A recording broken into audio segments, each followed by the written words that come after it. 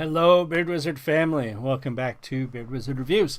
I'm your host, Beard Wizard Man, also known as Trevor on social media. Links to all of which you can find in the video description below, including ways to support this channel, like, thebeardstruggle.com, where this beard actually is in need of a trim. But if you're interested in the products that I use to keep this beard happy and healthy and make my wife happy with my beard, you can check out thebeardstruggle.com. Use my code to save some money.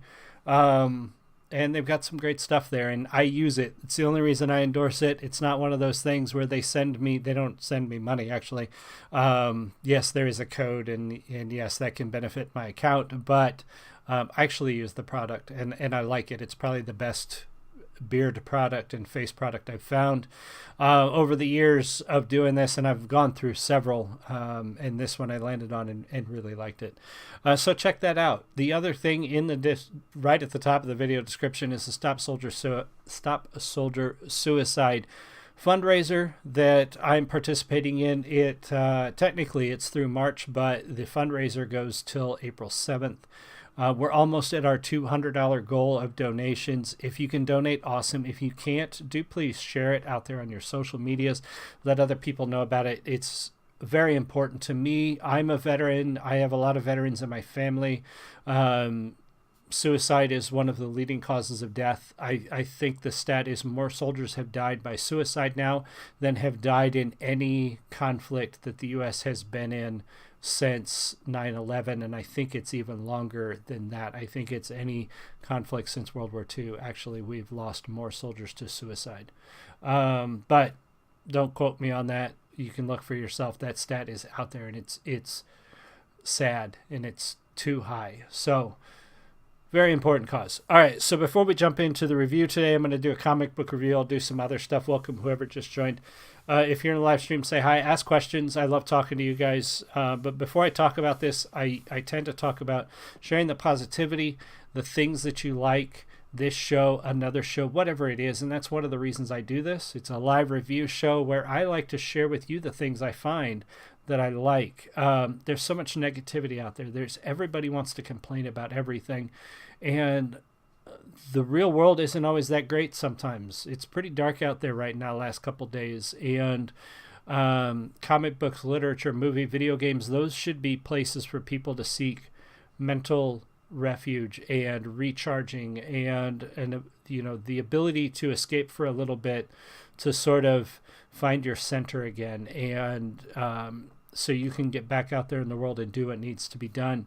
And unfortunately, our hobbies, our loves are also full of a lot of negativity and hate and crap. And so when you see that stuff, I would just encourage you to, if you want to call it out, but I would encourage you to inundate the environment with positivity. Share the things you love.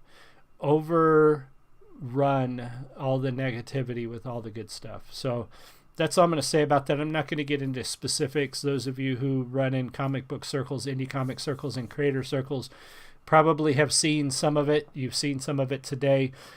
Doxing, hate, racism, people just being crappy to each other, stuff that doesn't need to exist. And so shout louder than they do and share the good stuff. So what are we talking about today? Today we're taking a look at a really cool comic that was sent to me. So this is a review copy that was sent to me from Draw More Pictures. Now I'm going to forget his Twitter handle, and I want to make sure I get it right. I did put it in the video description below. Draw More Pictures, yeah, is the Twitter handle. They sent me this review copy of the comic book Curly.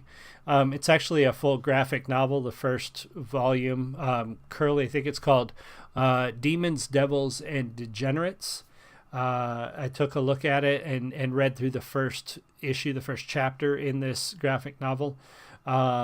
And it really caught my eye right away because of the art style, and then the theme and the topic of the comic drew me in. And so we're going to talk about some of that. I'll talk about why it interested me and why I think it might interest you if you are into this type of thing. So Curly is It's described as sort of a grunge comic graphic novel that follows the adventures of cursed Irish con man named Curly, who's being chased by a demon. Curly also happens to be sort of a demon hunter, ghost hunter, and it is inspired by and written kind of from the sense, and I'm on this page right here where it says, I grew up reading French Belgian comics with everything from Spirou, Lucky Luke, and my two favorites, Asterisk and Obelisk, and of course Tintin. The style of this comic does sort of remind me of Tintin a little bit in the way it's done and the way it's put together, but it is its own beast as well. So it's got a very unique spin on that sort of influence. But you can see those influences in there, which is really cool because it's not... it stands out from a lot of the major publishers, a lot of the traditional comics that we're used to seeing. It definitely sets its own sort of style, its own place in the comic industry. I liked the intro to the story too, so I'm going to talk a little bit about that, and then we get into the story. The intro to the story is actually almost like, you know, you've had those movies where somebody is like telling the story of the movie, so they lead in with sort of the, you know, I know this tale, and then sit down and I'll tell you it, or you know, the narrator, there's a narrator to the story that's separate from the story itself, and this book has the same thing. And it's actually this undead dude, or some sort of skeleton dude. Let me get over here and see. You know, it's this gravedigger, and he's like, you know, I'm going to tell you this story that I heard, and goes into it. And even when he digs up, or he's burying, I think he's digging up this body, he finds this Curly comic grasped in the hands of the corpse that's buried there. So I like that sort of lead in. It was kind of a cool introduction to the story to kind of get you in the spirit of it, so to speak, to kind of give you a sense of what you're about to get yourself into. I liked the feel of the story, very suspenseful, and a bit humorous. Sometimes humor in horror or humor in suspense doesn't work. It takes away from the darkness. It feels too gimmicky, or it feels too much like a parody, and it doesn't always play well. And here I think they struck the right balance, the writer did, with giving you just enough humor, just a little enough irreverence to not undermine the suspense of the story, to not undermine the dark tones or the dark elements of the story. So it's kind of serious, it's kind of not, which is good, because again, it's, you know, it's a comic book. It should be interesting. It should be fun to read. Horror comics for me, I've read a few horror, like straight out horror comics, and they never really do as much for me anyway as horror movies or horror novels, because you know, horror movies get you with the motion, get you with the picture moving, with the creature, with the effects, with the sounds.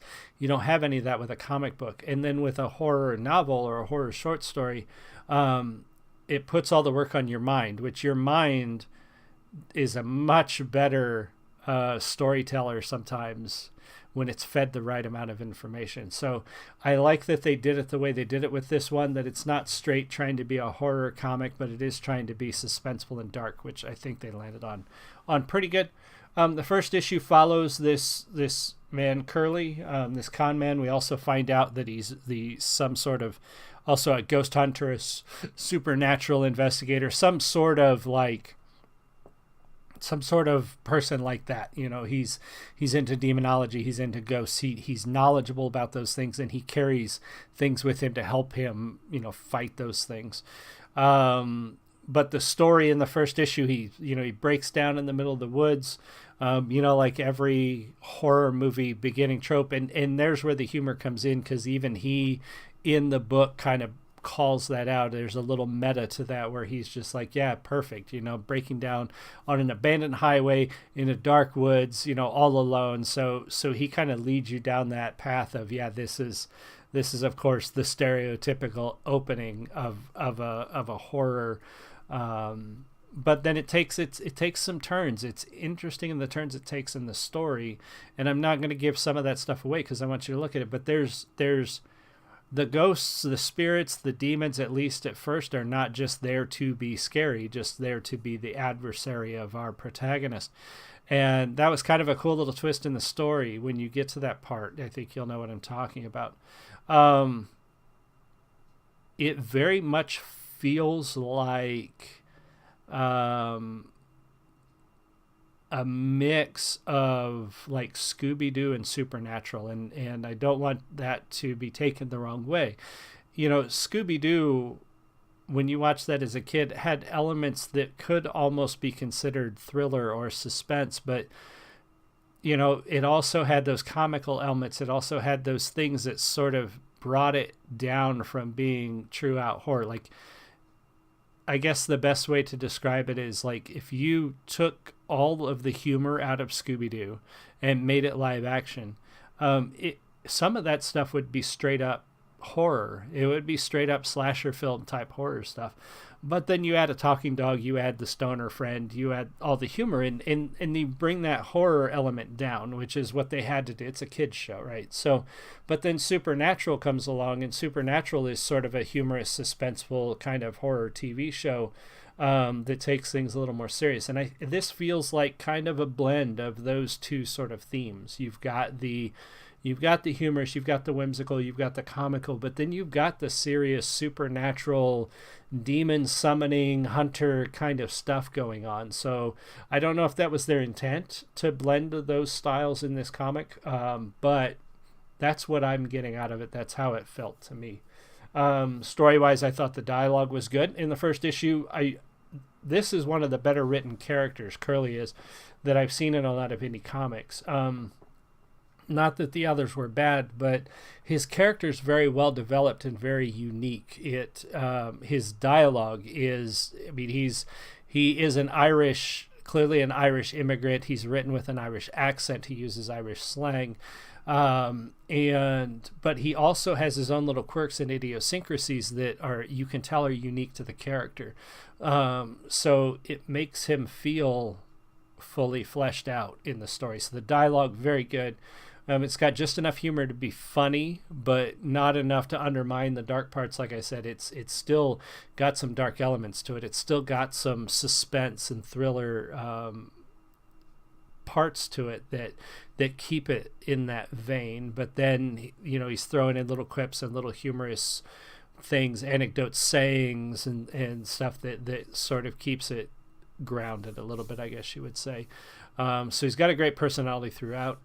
Story takes an interesting turn. Like I said, you get partway through the first issue, and what you think is happening, but the way Curly deals with it and the way that he interacts with the bad guy in the first issue, the ghost in the first issue, is unexpected, which I liked because I have been reading comic books and books for a long time. It is really hard. Anybody who's read a long time, and especially anybody who writes like I do, they'll tell you that it's really hard to surprise us. Especially when we write, because not only have we been reading a long time, but it's our job to come up with those twists and turns and unique situations.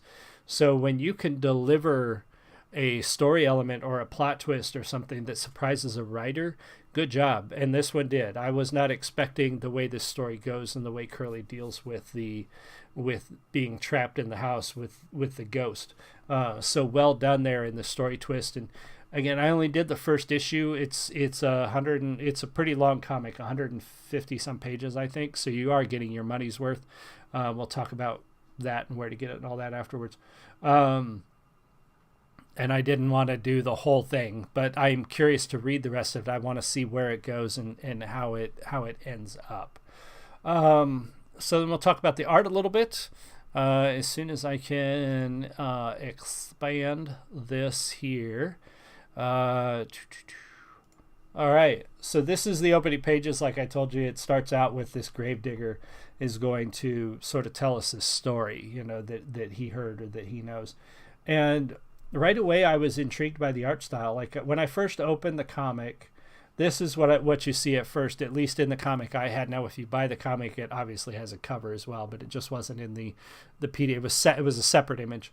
I like this art style. It's different. It's not, I don't think I've seen a comic quite done in this style. And it's, while it feels modern and sort of whimsical and sort of stylistic, it also reminds me of some of the older stuff that I used to see in like Heavy Metal magazine back in the day, or some of the comic strip collections that I used to see that were done by some of the older European artists. And that obviously, like he said, he gets his influence from French comics and Tintin and stuff like that.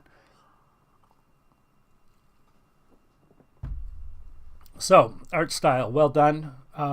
So then when we get through to the, I want to see here too if it listed, because I didn't see the names of the authors, artists, or anything broken down in here, which it must be on the cover, which, like I said, was a separate image. But then you get into this part, and it looks like to me, and this may or may not be true, but it looks like some of the background, it looks like there's a blend here of photo imagery and then drawing, because those clouds, those skies, if those are drawn by the artist, well freaking done, because they look really good. But it looks almost like those are like photographs of clouds and skies in the background. But your character drawings, your figures here in the foreground are really well done. I like the unique style. I like the detail and the shadowing. The black and white works perfectly for this comic.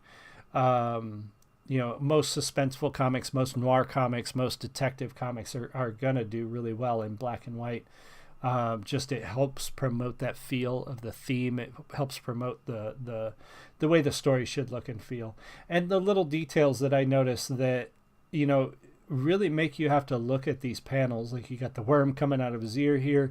There's a lot of detail buried in some of these panels that will give you pause. Instead of just looking at them and go, okay, that's a church. I know that, he's digging a grave. You'll stop and take a look very closely at what you're dealing with here. So I like that the artist puts a lot of detail, a lot of window dressing in the panels, and really gives it life, gives it a sense of a full world that you're looking at.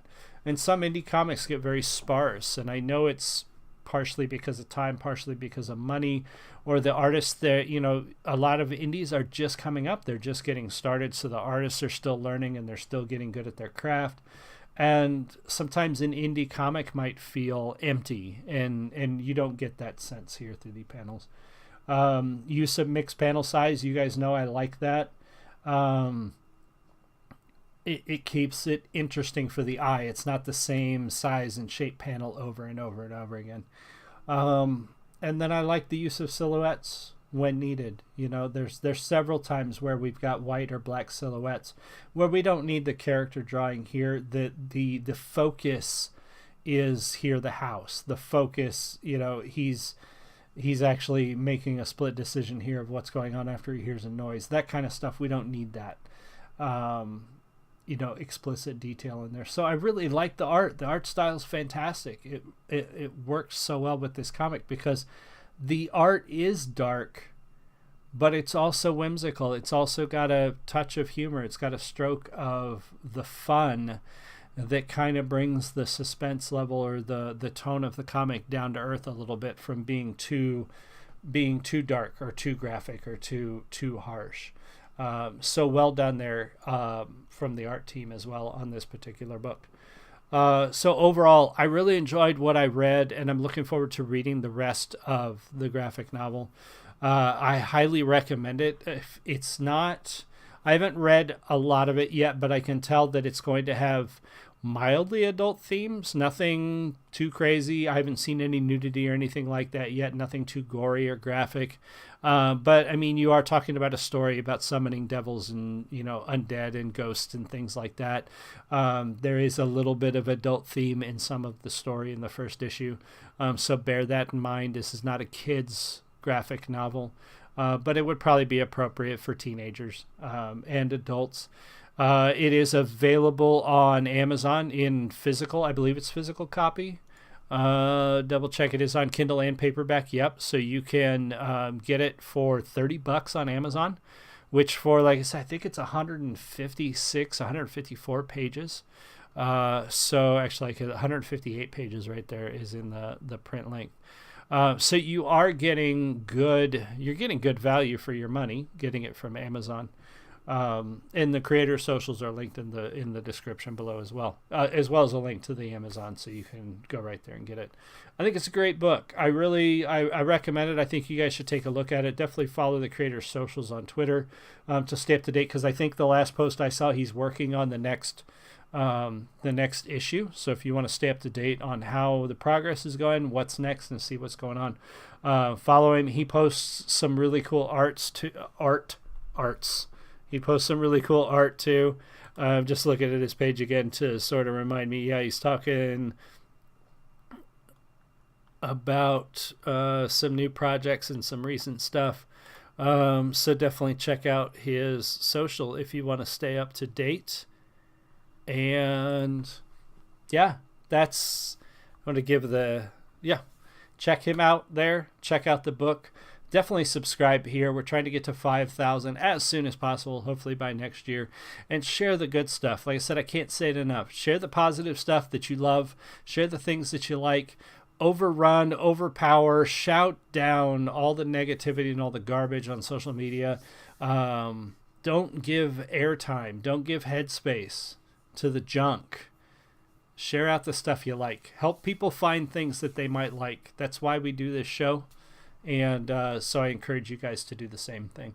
Thank you guys for stopping by, everybody who was here. I appreciate you. Leave me a comment if you have questions. Let me know what you think about the show. And come back for more. There's so much new content coming from our artists that we review on the show. I will probably be back in a little bit with a review stream, and hopefully tonight on the Twitch channel with more gaming. And tomorrow I'm going to be out of town doing a show in Lexington, Illinois called Limitless Con. If you're in the area, stop by and say hi. I don't know if anybody watching is actually in the area, but stop by and say hi. I'll see you guys all again soon. You have a great one. Much love. Bye.